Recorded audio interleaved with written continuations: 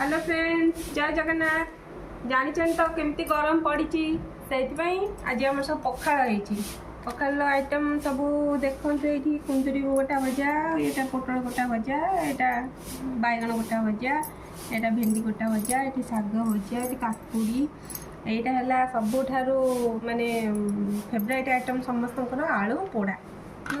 आलू केमती कौन गैस रे पोड़ा हे से गोटे वीडियो मुझे पकई आप देखिए। यहाँ आंब एठी मो झील पूरा व्यस्त है खाइया को मोर ठंडा बोली मोर ततला भात आ समस्त पखाड़। आलू पोड़ा आम पकईचु कच्चा लंका पियाज एठी बादाम बादाम पड़ची।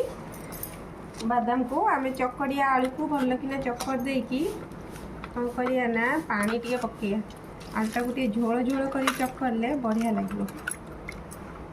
आगे लंका चकड़िया पानी पकईकी चक्कर देकी एमती फ्रेंड्स चक्कर देकी आलू तापर पानी पानी कर देकी तापर खाइबे। पूरा यम्मी यम्मी।